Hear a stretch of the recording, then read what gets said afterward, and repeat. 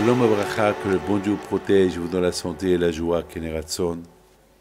Vous savez que la semaine dernière, ici en Israël, ils ont célébré Yom HaShoah. Yom HaShoah, c'est le jour de deuil pour les 6 millions de Juifs qui ont été tués, malheureusement, en Allemagne, et aussi les Juifs qui sont morts depuis 3500 ans. Ça chiffre peut-être par dizaines et dizaines de millions. Donc, le Yom HaShoah, c'est un jour que tout le monde se... C'est un deuil national pour tous les Juifs tués depuis Matan Torah, disons. Depuis que... Alors, mes amis, il y a beaucoup de femmes, malheureusement, il y a des gens qui posent des questions. Pourquoi? Pourquoi Hachem ne nous a pas épargnés de tout cela? Pourquoi? Et où il était? Il n'y a pas de réponse. Il n'y a pas de réponse à cette question. La réponse, elle est, Dieu, il était. Et il est. La preuve que je suis là. Pour Hachem. Il y a l'adjoint au maire de Ra'anana qui m'a raconté, il me dit que sa mère, elle est décédée l'année dernière, mais il me raconte que sa mère, elle a survécu à la Shoah. Mais toute sa famille n'a pas survécu à la Shoah. Toute sa famille a été tuée. Mais sa mère, elle a survécu à la Shoah. Il me dit, l'adjoint au maire, il me dit qu'une fois à la cuisine, leur mère, elle leur a dit, c'est vrai, c'est dur ce qu'on a passé, c'est dur ce que j'ai vécu à Auschwitz. J'ai vu des milliers de morts, des milliers, les chambres à gaz qui ne s'arrêtaient pas, tout le temps il y avait la fumée, 7 jours par semaine. C'est dur, on sentait l'odeur de la viande grillée, parce qu'ils brûlaient les corps. Mais il dit à ses enfants, il ne faut jamais se poser la question, où était Dieu? Voilà, je suis là. La preuve que Dieu existe, je suis restée vivante. Et je vous ai mis au monde. Et je me suis marié, je vous ai mis au monde. Et on habite en Israël. Et on a un pays. Jamais se poser ces questions-là. Moi, David Pinto, jamais je me suis posé aucune question. Jamais je me suis posé de question. Pourquoi? Parce que Hachem, il est partout. On le sent de partout. Mais il y a des questions qu'on n'a pas de réponse. Alors, ces questions-là, on ne peut les demander qu'à Dieu. Où es-tu été? Pourquoi tu as fait ça? Lui seul peut répondre, nous on ne peut pas répondre.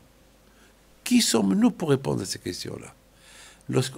Pour des questions où il n'y a pas de réponse, on n'a même pas le droit de les poser parce qu'il n'y a pas de réponse. Je ne peux pas les répondre.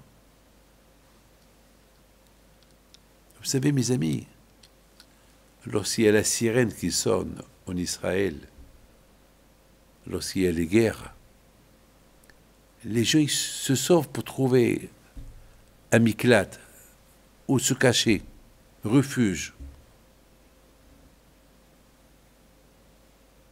Mais si tu es dans la rue, il y a la sirène, et il y a des fusées qui arrivent, où tu vas aller? Tu restes debout, tu t'allonges par terre. Mais il peut tomber sur toi une fusée. Hachem. Beaucoup de fois, il y a des gens qui ne sont pas croyants, qui eux-mêmes ils ont raconté, qui sont arrivés à des situations comme ça. Ils leur ont posé la question. Alors qu'est-ce que vous avez fait? Alors on est resté debout. On s'est allongé par terre comme quoi. Et après, il a dit, on a fait Shema Israël. Mais vous n'êtes pas croyants que vous avez fait Shema Israël.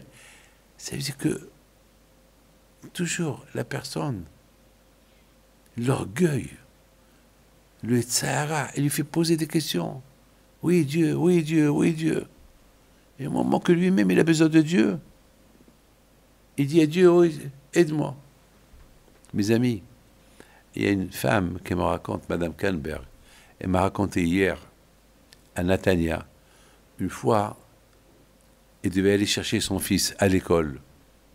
Et elle est partie vite de la maison, et elle a oublié de prendre les clés, elle a claqué la porte, et elle n'a pas pris les clés de la maison. Et en plus, elle n'a pas pris avec elle la clé de la voiture. Elle ne savait pas quoi faire. Comment elle va rentrer? Elle doit aller chercher le bébé. Oh là là, Rabbi Haim Pinto. Qu'est-ce que Rabbi Haim Pinto va te faire? Alors elle est partie chez la concierge. Est-ce qu'ils ont une clé pour entrer chez elle? Il n'y a rien. Qu'est-ce qu'elle fait? Elle remonte, elle essaie. Est-ce qu'elle a bien fermé la porte? La porte était fermée. Mais à côté de la porte, il y a là-bas une fenêtre.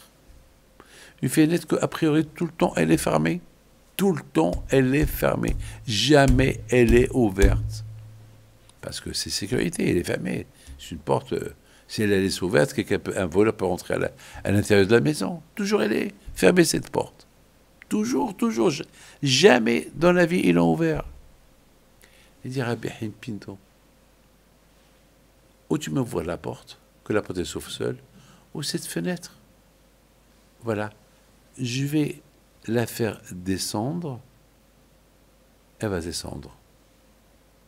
Comme ça, je mets mes mains à l'intérieur de ma maison et j'ouvre la porte. Mais dans sa tête, c'est pas possible. La fenêtre, elle est fermée. Jamais elle est ouverte. Mais c'est ce qu'elle a fait. Elle fait entrer ses mains. Elle essaye non, elle met ses mains dans la fenêtre.